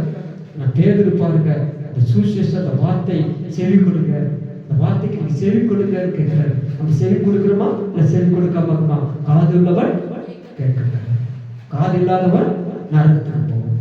ஒரு வசனத்தை குறித்து பிரசங்கம் பண்ணும்போது கேட்டு அநேகர் ரட்சிக்கப்பட்ட பிறகு இருதயத்தில் குத்தப்பட்டவர்களாய் தன்னுடைய பாவத்தை உணர்ந்து தன்னுடைய மன திரும்புவதற்கு நம்ம என்ன செய்ய வேண்டும்? கடைசி காலத்துல நம்ம வந்திருக்கிறோம். நீங்க என்னைக்காவது போய் நம்ம ஆண்டவர்கிட்ட கேட்டுக்கிறோமா, ஆண்டவரே நான் என்ன செய்யணும், ஆண்டவர் நான் தவறு செஞ்சுட்டேன், என் இருதயத்தில் கொண்ட நம்முடைய இருதயம் குற்ற உணர்வா இருக்குது, என் இருதயம் மற்றவங்களை மன்னிக்க முடியல, என் இருதயம் மற்றவங்களுக்கு என்ன பண்ணல சமாதானம் கொடுக்க முடியல, இந்த இருதயத்திலே குத்தப்பட்டவர்களா இருந்ததுனாலதான் நான் என்ன செய்ய வேண்டும் போய் கேட்கிறேன். நான் என்ன செய்யணும்னு கேட்கிறேன். அது கீழே வசனம் படிக்கிறோம். பேதுரு அவர்களை நோக்கி நீங்கள் மனம் திரும்பி ஒவ்வொருவரும் பாவ மன்னிப்பு பெற்று இயேசு கிறிஸ்து நாமத்தினாலே ஞானஸ்நானம் பெற்றுக் கொள்ளுங்கள், அப்பொழுது பரிசுத்த ஆவியின் வரத்தை பெறுவீர்கள். பிரசங்கம் பண்றோம், சுவிசேஷம் சொல்றோம், டாக்ஸி கொடுக்கிறோம், ஜெப கூட்டம் வைக்கிறோம், எல்லாம் வைக்கிறோம். அதோட ரிசல்ட் என்ன, அதோட பலன் என்ன? அதுதான் கேட்கிறாரு. ரட்சிக்கப்படும் மனம் திரும்புங்கள் சொல்றாரு. ஒவ்வொருவரும் மனம் திரும்பி பாவ மன்னிப்பு கண்டு இயேசு கிறிஸ்து நாமத்தினாலே நீ ஞானஸ்நானம் பெற்றுக்கொள், ஞானஸ்நானம் பெற்றுக்கொள், அப்போது பரிசுத்த ஆவியை பெற்றுக்கொள். நம்ம போய் சுவிசேஷம் சொல்றது ரொம்ப ஈஸி. அவங்கள வழி நடத்தும், மனம் திரும்ப வைக்கணும். நீ போய் கொண்டிருக்கிற பாதை சரியில்லை, நீ குடிக்காரனோட கூட உறவு வச்சுக்கிற, துன்மார்களோட கூட உறவு வச்சிருக்க, ரவுடிகளோட ஆண்டுக்கு விரோதமானவர்களோட வச்சிருக்கிற, இது சரியில்லை, மனம் திரும்பு. போய் சொல்ல முடியுமா?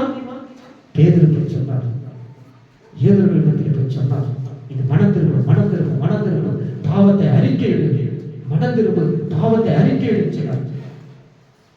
பைபிள்ல பாத்தீங்கன்னா முக்கியமான கட்டளை 75 கட்டளை இருக்குது. அந்த 75 கட்டளை 75 கட்டளையும் முதல் கட்டளை என்ன தெரியுமா? மனம் திரும்ப. மனம் திரும்புவது ரொம்ப கஷ்டம். அன்றைய தினமும் மனம் திரும்ப வேண்டும். யாரா இருந்தாலும் சரி, ஊழியக்காரா இருக்கட்டும், விசுவாசியா இருக்கட்டும், ரட்சிக்கப்படாதவங்க, நீ மனம் திரும்புவது, நீ மனம் திரும்பிட்டினா கர்த்தர் உன்னை என்ன பண்ணாரோ ஆசீர்வதிப்பார். இந்த மனம் திரும்புதல் தான் இப்ப சுவிசேஷமா சொல்லணும். இயேசு கிறிஸ்து 40 நாள் உபவாசத்திற்கு ஜெபம் எடுத்திருக்கு. முதல் பிரசங்கம் மனம் திரும்பு, பரலோக ராஜ்யம் சமீபமாய். நீங்க நம்ம போய் சொல்ல முடியுமா? நம்ம குடும்பத்தில் சொல்ல முடியல, நம்ம தெருக்களில சொல்ல முடியல. பேர் கிறிஸ்தவர்களா இருக்காதீங்க. கடைசி காலத்துல நம்ம இருக்கிறோம். நம்ம இருதயத்திலே குத்தப்பட்டவர்களா இருக்கணும். இந்த பிரசங்கத்தை கேட்டு நம்ம இருதயத்திலே குத்தப்பட்டவர்களா இருக்கணும். ஐயோ, இந்த வசனம் எனக்கு இப்படி சொல்லிச்சு, ஊழியக்காரர்கள் இப்படி பேசினாங்களே, இந்த வசனம் நமக்கு என்ன பண்ணா கிரியை செய்யணும். நம்ம குடும்பத்துல வசனத்தை கேட்டு நானும் என் வீட்டாரும் எங்க ஒரு சேமிக்கிறோம். ஆண்டவருடைய வசனத்தை கேட்டு மனம் திரும்புங்க. மத்தேயு 11:5 ரொம்ப முக்கியமானது. குருடர்கள் பார்வையடைகிறார்கள், சப்பானியர்கள் நடக்கிறார்கள், குஷ்டரோகிகள் சுத்தமாக்குகிறார்கள், செவிலியர்கள் கேட்கிறார்கள், மரித்தவர்கள் எழுந்திருக்கிறார்கள். தரித்திரருக்கு சுவிசேஷம் தேவை. இப்படிப்பட்டவங்களுக்கு போய் சுவிசேஷம் சொல்லணும். வசனத்தை கேட்டு கீழ்ப்படியாம இருக்காங்க, வசனத்தை கேட்டு நம்ம இருதயத்தில் குத்தப்பட்டவளா இருக்காங்க, வசனத்தை கேட்டு நம்ம மற்றவங்களுக்கு சுவிசேஷத்தை அறிவிச்சாங்க. எப்படியாவது போய் சொல்லிடுது. பேதுரு போல தைரியமா போய் சொல்லுது, பவுலை போல தைரியமா போய் சொல்லுது. பவுல் சொல்றாரு, ஒரு மேடையில எல்லா கவர்னர்லாம் இருப்பாங்க, அங்க போய் தைரியமா சொல்லுவாரு, நான் கண்ட அந்த தரிசனம், அந்த தரிசனத்துக்கு பரம தரிசனத்துக்கு நான் எப்படி கீழ்ப்படியாம இருப்பது. அவர் தான் எனக்கு என்ன பண்ணாரு, எனக்கு பார்வை கொடுத்திருக்கிறார். அவர் தான் அந்த சுவிசேஷத்துக்கு எனக்கு தகுதி கொடுத்திருக்கிறார். நான் நிற்பதற்கு நிரூபணமாக இருப்பது அவருடைய கிருபை. அந்த கிருபை கிருபை கிருபைன்னு சொல்லி அவர் சொல்றாரு. தைரியமா போய் சொல்றாரு. சொல்லுங்க, எத்தனை பேர் இன்னைக்கு குருடர்கள் பார்வையாக இருக்கிறாங்க, சப்பானுக்கு இதெல்லாம் கேட்டு அவங்களுக்கு போய் சுவிசேஷத்தை சொல்லுங்க அப்படின்னு சொல்றாரு. நம்ம தெருக்களில, குடும்பத்துல, சமுதாயத்துல இருக்கிற இடத்துல போய் சொல்லுங்க. மத்தேயு 26:13 இந்த சுவிசேஷம் உலகத்தில் எங்கெங்க பிரசங்கப்படுகிறதோ, இந்த சுவிசேஷம் உலகத்தில் எங்கெங்கெல்லாம் பிரசங்கப்படுகிறதோ அங்கங்கே அங்கங்கே இவளை நிரப்புவதற்காகவும் இவள் செய்ததும் சொல்லப்படும் என்று மெய்யாகவே உங்களுக்கு சொல்கிறேன் என்றார். பாருங்க, இந்த சுவிசேஷம் இந்த சுவிசேஷத்தை சொல்லப்படுது. எங்கெல்லாம் போய் சொல்றீங்களோ அங்கெல்லாம் என்ன பண்ணா அந்த சகோதரி வேறு பெற்ற அந்த தைலத்தை எடுத்து வந்து ஆண்டுடைய சமூகத்திலே நிறுத்தினான். வேறு பெற்றது லட்சக்கணக்கான கோடிக்கணக்கான விலை வேறு பெற்றது. அப்படிப்பட்ட தைலத்தை அந்த சகோதரி எடுத்து வந்து ஆண்டுடைய தைலத்தை எடுத்து ஆண்டுடைய அந்த பாதத்திலே என்ன பண்ணா ஊற்றினான். உள்ள சீசர்களா இருக்கிறாங்க, இருக்கிறாங்க. இதை விற்று தரித்திரம் கொடுக்கலாம், இதை விற்று ஒரு வீடு கட்டலாம், இதை விற்று காரு பங்களா வாங்கலாம், இதை விற்று என்ன பண்ணலாம், எல்லாம் செய்யலாம். ஆனால் நீ என்ன பண்ணிட்ட, ஆண்டோடைய சிரசில ஊத்திட்டு இது வீணா போயிடுச்சுன்னு சொல்றாங்க. ஆண்டவர் அவர்களை பார்த்துதான் அந்த வசனத்தை சொல்றாங்க. அப்படி சொல்றவங்களை பார்த்துதான் சொல்றாரு. அவள் செய்த அந்த காரியம் சுவிசேஷத்துக்கு நான் எங்கெல்லாம் போறணும், நான் எங்கெல்லாம் சுவிசேஷத்தை சொல்றணும், அந்த எருசலேம், கலிலேயா, பெத்தனியா, எருசலேம் முழுவதும் எங்கெல்லாம் நான் சுவிசேஷத்தை சொல்லணும், இந்த சகோதரியாக என்னை போட்டான். ஹல்லேலூயா. அவள் செய்த அந்த காரியம் பெரிய காரியமா இருந்துச்சு. அவள் செய்த அந்த காரியம் பெரிய காரியமா இருந்துச்சு. ஆண்டுடைய சிரசிலே ஊற்றினான். அவருடைய பிரசரம் நீங்க ஆண்டு ஒரு காய் ₹1 கொடுத்தா கூட ஆண்டுடைய ராஜ்யத்தில் இருக்கு. ₹1 கொடுத்தா கூட சரி, கர்த்தர் அதை கணக்கு வைக்கிறார். நீங்க நினைக்கலாம் அது நம்ம ஆண்டவருக்கு ஏன் கொடுக்குறோம், எதுக்கு கொடுக்குறோம், சுவிசேஷத்துக்காய் கொடுக்குறோம். நிறைய வட மாநிலங்கள், நிறைய பீகார், ஒரிசா இந்த பகுதியில் உள்ள அப்படிப்பட்டவங்களுக்கு நீங்கள் ₹1 அல்லது அவங்களுக்கு ஊழிய அல்லது அவங்களுக்கு ஊழியத்துக்காக அனுப்புகிற அந்த பணம் வந்து எங்க இருக்குன்னா கணக்கு வைக்கிறாங்க. தைலத்தை விட்டு நீ கணக்கு எல்லாம் செய்யலாம், உலகத்தோட ஆடம்பரமான வாழலாம். ஆனாலும் கூட அவர் செய்த அந்த சுவிசேஷத்தின் நிறுத்தம் அவர் நினைவு கூறினார். என்னை மறித்து அடக்கம் பண்ணப்படுவது அவர் நினைவு கூறினார். யூதாசு இருக்கிறார், காட்டி கொடுக்கப்பட்ட யூதாசு இருக்கிறார், பணாசை உள்ள யூதாசு இருக்கிறார். இன்னைக்கு ரொம்ப ஜாக்கிரதையா இருக்கணும், ரொம்ப ஜாக்கிரதையா இருக்கணும். இந்த சுவிசேஷம் போய் சொல்லுங்க, கர்த்தரை ஆசீர்வதிப்பார். யாருக்காவது ஒருத்தருக்கு சுவிசேஷம் சொல்லுங்க, ஒரு நாள் ஒரு SMS ஆக ஒரு வசனத்தை அனுப்புங்க, கர்த்தருக்கு பலன் உண்டு. எல்லாரும் படிக்க தெரியும், யாரும் படிக்க தெரியலன்னு சொல்ல முடியாது. ஒரு வசனத்தை அனுப்புங்க, ஆண்டவர் அவர் பலன் வைப்பார். வசனத்தை கேட்டவர்கள் இருதயத்தில் குத்தப்பட்டவர்களாக இருக்க வேண்டும். வசனத்தை கேட்கிறோம், நம்ம இருதயம் குத்தப்பட்டதா இருக்குதா? அப்படி உங்க குத்தப்பட்டதானா நீங்க போய் தான் பண்ணணும், சுவிசேஷத்தை சொல்லணும். ரோமர் 1:14 கிறிஸ்துவின் சுவிசேஷத்துக்கு நான் வெட்கப்படேன். கிறிஸ்துவின் சுவிசேஷத்துக்கு நீங்க வெட்கப்படக்கூடாது. ரொம்ப முக்கியமானது. நீங்க அந்த 120 பேர் அவர் வீட்டுல போய் ஏறி இருந்தாங்க, தரித்திருந்தாங்க, ஜெபம் பண்றாங்க, பலனை பெற்றுக்கொண்டாங்க, பசுத்தாவினர் இறங்கினாங்க. சுவிசேஷத்தை குறித்து அவங்க என்ன பண்ணல, வெட்கப்படல. உலகம் எங்க போய் சர்வ சிருஷ்டிக்கா சுவிசேஷத்தை சொன்னாங்க. அவன் வெட்கப்படவே இல்லை. அந்த பசுத்த ஆவியானவர் பெற்றுக்கொண்ட பிறகு அவங்களுக்குள்ள ஒரு வைராக்கியம் வந்துச்சு. நான் போய் சொல்லணும், உங்களுக்கு அந்த வைராக்கியம் இருக்கணும். நான் போய் சொல்லணும், நான் போய் ஆத்மாதாயம் பண்ணணும், நான் போய் ஆண்டவரை பற்றி பேசணும். இந்த வைராக்கியம் உங்களுக்குள்ள இந்த இதயத்துக்குள்ள வரணும். கிறிஸ்துவ சுவிசேஷத்தை குறித்து நான் வெட்கப்படேன். முன்பு யூதர்களும் கிரேக்க விசுவாசிகள் அவங்களுக்கு ரட்சிப்பு உண்டாகுது, அது தேவ பலனாக இருக்கிறது. கிரேக்கு யூதர்களுக்கு தான் இயேசு கிறிஸ்து வந்தார். ஆனால் 2 பேருமே அதுக்கு என்ன பண்ணிட்டாங்க, அவங்க புறந்தள்ளிவிட்டாங்க. இது புறஜாதி ஜனமாகிய நாம் ஆண்டவரை ஏற்றுக்கொண்டிருக்கிறோம். நீங்கள் உங்களுக்குள்ள ஒரு வைராக்கியம் இருக்கணும். ஆண்டவர் பற்றி சொல்லுங்க. 2026 ஆண்டவரை 1 மாசம் போயிடுச்சு. ஆண்டவரை நான் ஒருத்தர் கூட சுவிசேஷம் சொல்லலை, ஒரு ஆத்மா கூட நான் ஆதாயப்படுத்தலை. ஆண்டவர் கணக்கு கேட்பார்.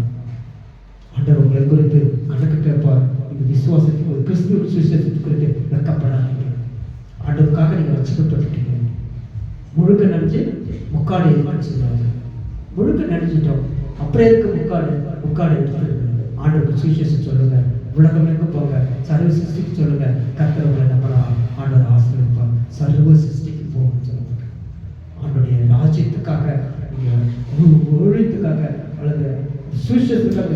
கவலைப்படாதீங்க, தைரியமா போங்க. அது ரட்சிக்கப்படுவதற்கு உங்களுக்கு ஆண்டவர் உங்களுக்கு என்ன கொடுப்பாரு? தேவ பலன் கொடுப்பார். நீங்க ஊழியத்துக்காக போங்க, ஆண்டவர் உங்களை ஆசீர்வதிப்பார். நீங்க ஊழியத்துக்காக கிளம்புங்க, நீங்க ஒண்ணும் இல்லாம போங்க. கத்த திரும்பி வரும்போது உங்கள் பரிவாரத்தில் ஆண்டவர் கொடுப்பார். போகும்போது ஒன்றும் இல்லாத போங்க, கத்த பரிவாரத்தில் கொடுப்பார். ஆண்டவர் சீசர்களை பார்த்து சொன்னார், உங்க உலகத்துக்கும் போங்க, உங்களுக்கு ஏதாவது பணம் வச்சுக்கணும், சாப்பாட்டு குறை வச்சுக்கணும், துணிமணிக்கு குறை வச்சுக்கணும், தங்கத்துக்கு இடம் குறை வச்சுக்கணும், அதை நான் பார்த்து நீங்கள் போங்கன்னு தான் சொன்னேன். நம்ம புறப்பட்டு போகணும், புறப்பட்டு போங்க. குடும்பத்தில் சொல்லுங்க, ஏனோ தனமாக இருக்காதீங்க. நியாயத்திற்கு உண்டு, நியாயத்திற்கு நாட்களில் நம்ம கணக்கு கொடுக்கணும். வெக்கப்படாத ஊழியக்காரராக இருக்கணும், வெக்கப்படாத கிறிஸ்தவனாக இருக்கணும். எந்த சமயத்தில் வெக்கப்படவே கூடாது, வெக்கப்படக்கூடாது. ஆண்டவர் பாருங்க, இந்த ஒயிட்டு இப்போ ஏன்னா நம்ம அதை போட்ட உடனே ஒரு கிறிஸ்துவ பிள்ளைங்களோட அடையாளம், வெக்கப்படக்கூடாது. பிரதர் வாங்கி கொடுத்தாங்க, எல்லாரும் போடணும்னு சொல்லி வாங்கி கொடுத்தாங்க. அது கிறிஸ்துவ ஒரு அடையாளம். வேதத்தை கைதுன்னா அது ஒரு அடையாளம். ஒயிட்டு போடுறதுனால பரவாயில்ல போக முடியாது, ஆனால் அது ஒரு அடையாளம் சின்னமாக இருக்கு.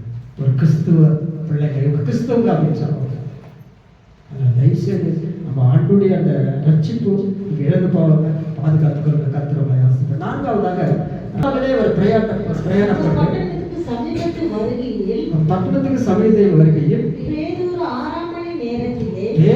6ஆம் மணி நேரத்திலே ஜெபம் பண்ணும்படி மேல் வீட்டுக்கு ஏறினான். அடுத்த வசனம், அவன் மிகுந்த பசி அடைந்து சாப்பிட மனதாயிருந்தான். அதற்கு அவர்கள் ஆயத்த பண்ணுகையில் அவன் ஞான சிருஷ்டி அடைந்தான். ஒரு தரிசனம் நமக்குள்ள இருக்கணும். ஒரு தரிசனம் இல்லாம எந்த ஒரு காரியத்தையும் செய்யக்கூடாது. ஆண்டவருக்கு ஒரு தரிசனம், பேருக்கு அது இருந்துச்சு. நீங்க அதை பார்த்தீங்கன்னா கொர்நேலிய வீட்டுல, அந்த ஒன்றுலதி வீட்டுல அப்புறமா படிச்சு பாருங்க. அந்த 100க்கு அதிபதி அந்த கொர்நேலிய வீட்டுல இருக்கும்போது ஆண்டவர் சில காரியங்களை சொல்றாரு. 9வது 8வது வருஷத்துல நீங்க வாசிக்கணும். ஒரு தரிசனம் வேண்டும், ஒரு ஞான திருஷ்டி. நடக்கிறத முன்கூட்டியே சொல்ல, அதான் தரிசனம், விஷயம், ஞான திருஷ்டி.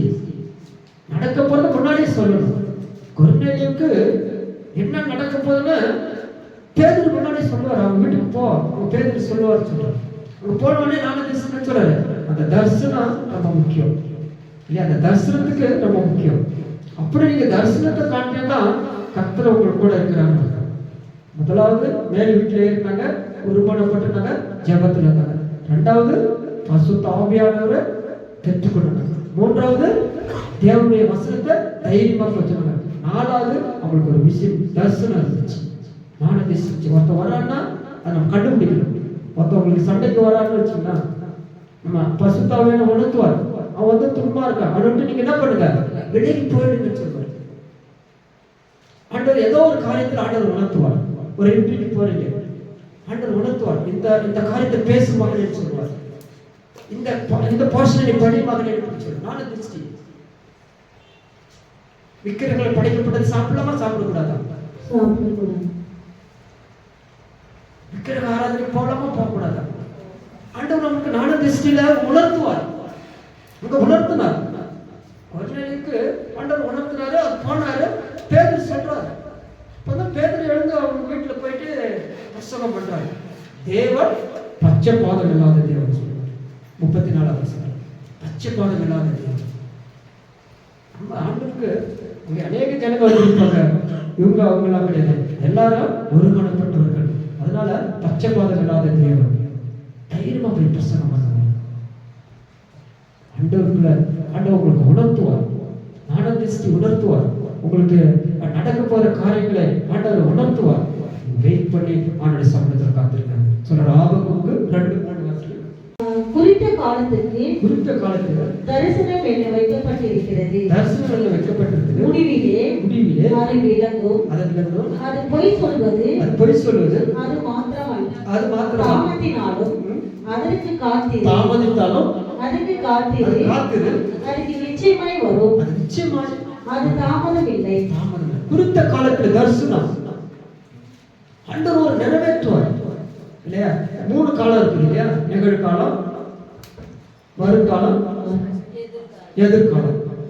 ஒரு காலம் இருக்குது. ஆண்டவர் ஒரு காலத்தை கொடுத்து ஆண்டவர் முக்கியமானது நடந்ததை விட்டுருங்க. எதிர்காலம் ரொம்ப முக்கியம். என்ன நடக்க போகுதுன்னு சொல்லி ஆண்டவர் உங்களுக்கு தரிசனத்தை கொடுப்பார். நீங்க எங்க போய் சுவிசேஷத்தை அறிவிக்க வேண்டும் சொல்லி ஆண்டவர் தரிசனத்தை கொடுப்பார். நீங்க எங்க போய் வேலை செய்யணும் ஆண்டவர் ஒரு தரிசனத்தை கொடுப்பார். அந்த தரிசனத்துக்காக நீங்க என்ன பண்ணணும்னு சொன்னா, குறித்த காலத்துல தரிசனம் வைக்கப்பட்டிருக்கிறது. அந்த குறித்த காலத்துல வைக்கப்பட்ட தரிசனம் முடிவிலே அது விளங்கும். அது வந்து பொய் சொல்லாது. அது தாமதித்தாலும் காத்திரு, நிச்சயமாகவே அது என்ன பண்ணும், தாமதிப்பதில்லை. குறித்த காலத்துல ஆண்டவர் உங்களுக்கு சொன்னதை ஆண்டவர் நிறைவேற்றுவார். குறித்த காலத்துல உங்களுடைய திருமணங்கள் நிறைவேறும். குறித்த காலத்துல நீங்க ஆண்டவர் சொன்னாங்கன்னா கண்டிப்பா ஒரு இடம் வாங்கணும். குறித்த காலத்துல கர்த்தர் உங்களுக்கு சொன்னாங்கன்னா ஆண்டவர் உலகத்தினுடைய தேவைகள் ஆண்டவர் சாதிக்கப்பட்டது. ஆனா நீ காத்திருக்கணும். அந்த குறித்த காலத்துல ஆண்டவர் ஆசீர்வதிப்பார். அந்த விஷயம், அந்த தரிசனம். சின்ன பிள்ளைங்களாம் படிக்கும் போதே என்ன சொல்றோம், டாக்டர் படி, டாக்டர் படி, டாக்டர் படின்றோம். இன்ஜினியர் படி, இன்ஜினியர் படி, இன்ஜினியர் படி, வக்கீல் படி, அது படின்றோம். யாராவது ஊழியம் செய்யும் சொல்றோமா? சொல்றது இல்லை. உலகத்துல சின்ன குழந்தையில இருந்து நம்ம அதை ஊட்டி வளர்த்துறோம். சின்ன பிள்ளைங்களுக்கு ஊட்டி வளர்த்துறோம். நீ டாக்டர் ஆகு, நீ இன்ஜினியர் ஆகு, நீ பெரிய கலெக்டர் ஆகு, அதைத்தான் சொல்றோம். உலகத்தினுடைய காரியத்தை தான் சொல்றோம். நினைக்காத ஒரு நாளைக்கு வேதத்தை படி, ஊழியம் செய். பைபிள் ஒரு வாசம் சொல்ல போதும். மோசே மந்த வாய்ப்புக்கு வாய் உள்ள மனுஷன் தான். ஐயோ, அவங்ககிட்ட போய் எல்லாம் பிரசவம் பண்ண முடியாது. அவங்க வந்து பயங்கரமான ஒரு என்னது முரட்டாட்டமுள்ள ஜனங்கள், கீழ்ப்படியாத ஜனங்கள், அவங்க வந்து மனதா காலத்துள்ள ஜனங்கள். அவங்க மத்தியில போய் நான் பிரசவம் பண்ண முடியாது. எவனா அப்படித்தான் சொன்னார். அப்படி சொன்ன நேரத்தில் ஆண்டவர் என்ன பண்ணாரு, போ, நீ போகணும். அக்கிரி செய்தி மந்த வாய்ப்புக்கு வாய் உள்ள மனுஷனை ஆண்டவர் வச்சுட்டார். அவரை கொண்டு 6 லட்சம் பேர், லட்சக்கணக்கான ஜனங்கள் ரட்சிக்கப்பட்டார்கள். எவனா அப்பா மாட்டா அப்படின்னு சொன்னார். அங்க போய் இந்த குறித்த காலத்துல ஆண்டவர் ஒரு தரிசனம் வச்சிருக்கிறார். அந்த தரிசனம் ஆண்டவர் எல்லாருக்கும் கொடுத்திருக்கிறார்.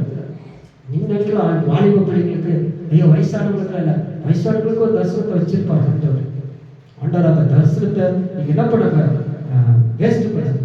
அந்த தரிசனத்தை என்ன பண்ணுங்க, அதை கரெக்டா நீங்க ஃபாலோ பண்ணுங்க. ஆண்டவர் அதை ஏற்ற வேலையில ஏற்ற நேரத்தில் ஆண்டவர் அவங்க என்ன பண்ணுறோம், உயர்த்துவார். இயேசுவுக்கு ஒரு தரிசனம் இருந்துச்சு. இயேசுவுக்கு ஒரு தரிசனம் இருந்துச்சு. அவன் சொன்னான், சின்ன வயசுலேயே ஒரு 12-10 வயசுல ஒரு சர்ப்பத்தை கண்டுட்டு அவங்க அண்ணங்கிட்ட 12-11 பேருக்கு சொன்னான், பாருப்பா, ஒரு நாளைக்கு நீங்க எல்லாரும் என்னை சுற்றி தான் வரணும். நான் தான் உங்களுக்கு என்ன பண்ணுவேன், போஜனை கொடுப்பேன். நான் தான் உங்களை ஆசீர்வதிப்பேன் அப்படின்னு சொன்னான். உங்களுக்கு பாவம் வந்துச்சு. முதல்ல சின்ன பையன்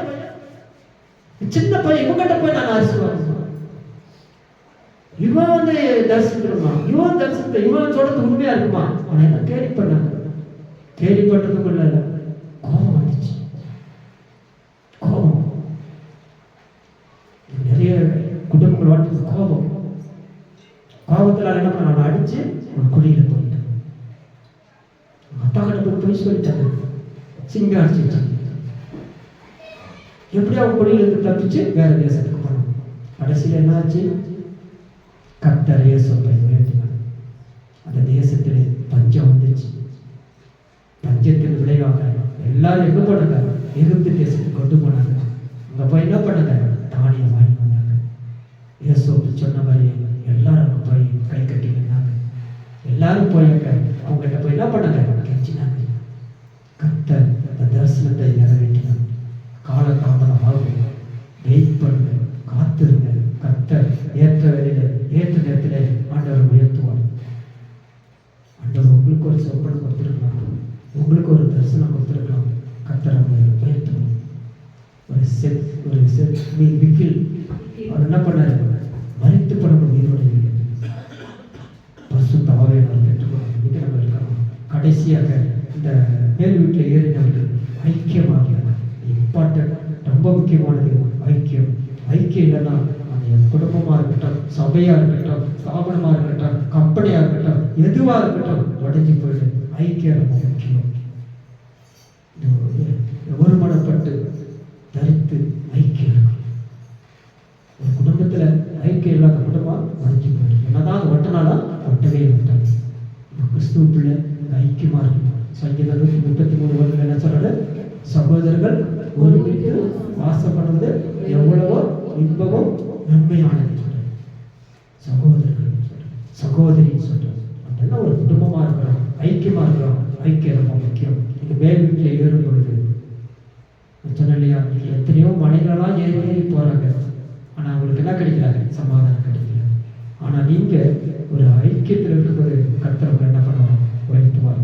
1 கொரிந்தியர் 10:16. நாம் ஆசீர்வதிக்கிற ஆசீர்வாதத்தில்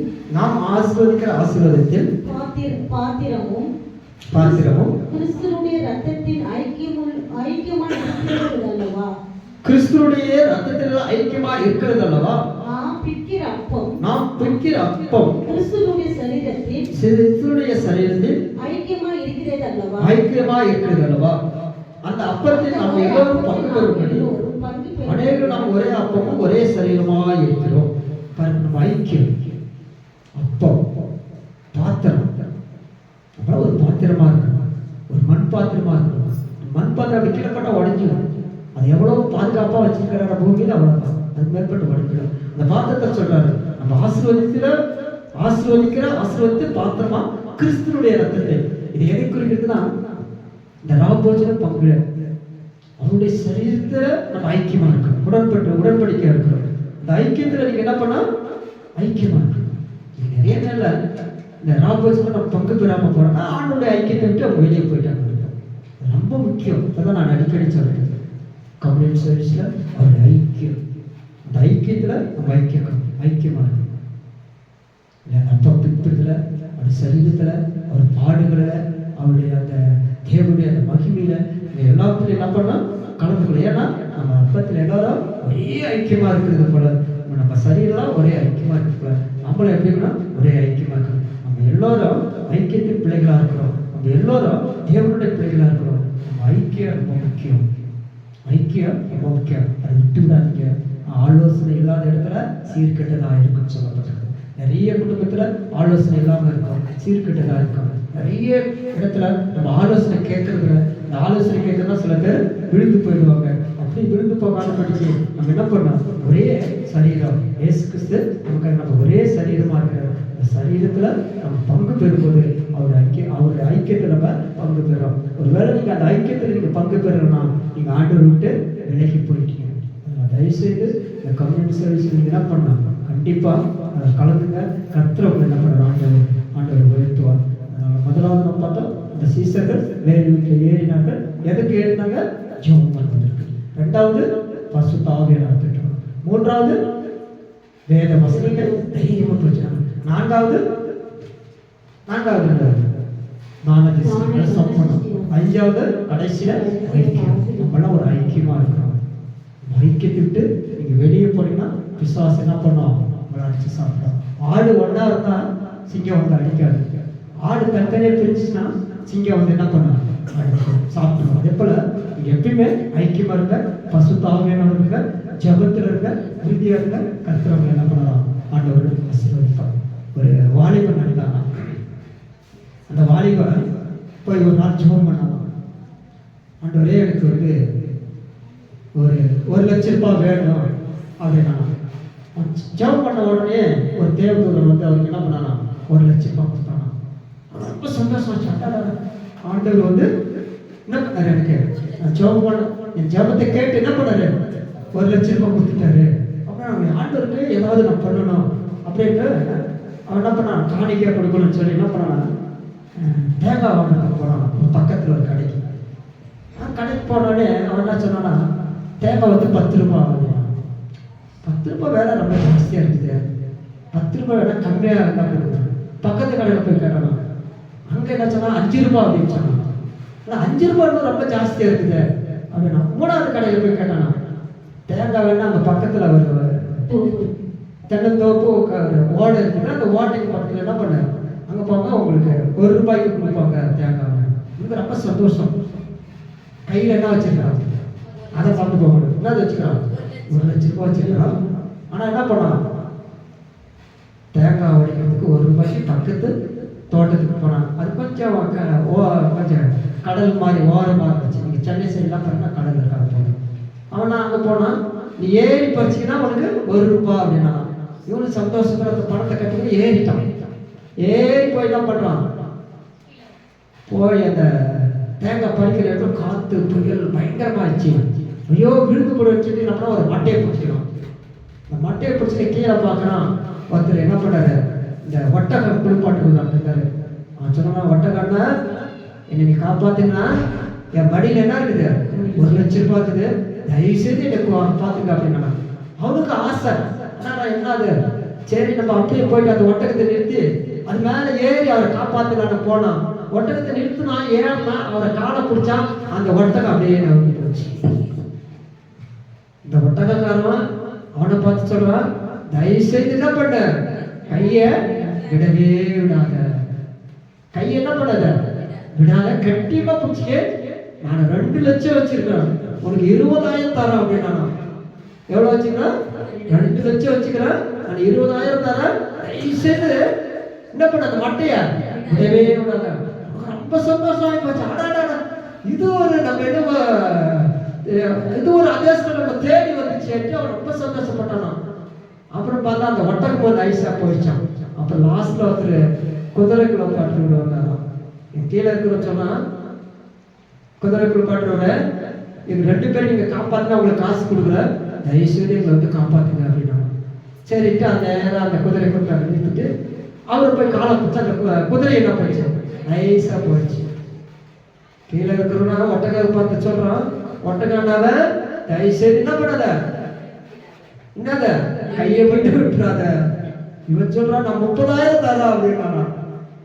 அவனுக்கு மேல இருக்கணும்னு சொல்றான், தயவுசெய்து என்ன பண்ணாத விடவே விடாத. எவ்வளவு தர, 30,000. அவன் படிக்காதவன், அவன் படிக்காதவன் என்ன பண்ணுவான், இவரு 20,000 தரேன்னா அவர் 30,000 தரேன்னா அவனுக்கு ரொம்ப சந்தோஷம். அவன் கணக்கு கூட்டி பாரு, கணக்கு கூட்டி வேணும், சரியா வரமாட்டான், சரியா வரல அவனுக்கு கணக்கு. மனக்கணக்கு கூட்டி பார்த்தான், 1 லட்சம்னா 50,000னா 20,000னா சரியா வரல. கடைசியில் என்ன பண்ணா, கையை விட்ட என்ன முடிச்சான், 1 லட்சம் 20,000 30,000 50,000 1 லட்சம் 50,000 கையை விட்டுட்டான். 3 பேர் எங்க போனாங்க, ஆத்துக்குள்ள விட்டு போனாங்க. பேராசை பெரிய நஷ்டம். கர்த்தர் கொடுத்தாரு இல்லையா, அவர் சந்தோஷமா இருக்க, திருப்தியா இருக்க. கர்த்தர் உங்கள் குடும்பங்களை அவரோட ஆசீர்வதித்தார். மேல் வீட்டுக்கு ஏறினார்கள். எதுக்காக ஏறினாங்க, ஜெபம் பண்ணுறதுக்கு ஏறினாங்க. எதுக்காக, ஒருமனப்பட்டிருக்காங்க. எதுக்காக, தேவனுடைய சுவிசேஷத்தை அறிவிக்காங்க. பரிசுத்த ஆவியானவருக்கு விரோதமா பேசாதீங்க. பரிசுத்த ஆவியானவர் ரொம்ப ரொம்ப இருப்பாங்க. அநீதிய சத்துரு விரோதமா பேசினாங்க, மறித்து போனாங்க. பரிசுத்த ஆவியானவரை துக்கப்படுத்தாங்க. பரிசுத்த ஆவியானவருக்கு முதலிடம் கொடுங்க.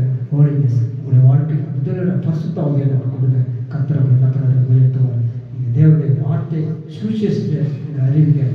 ஒரு ஒரு தெளிவுள்ளவராக ஒரு சொற்பனம் உங்களுக்கு ஏதாவது ஒரு எரிப்பு இருக்கணும் இல்லைங்களா. நம்ம படிக்கிற பிள்ளைங்களுக்கு ஒரு எரிப்பு இருக்குது, நமக்கு ஒரு எரிப்பு இருக்கணும்.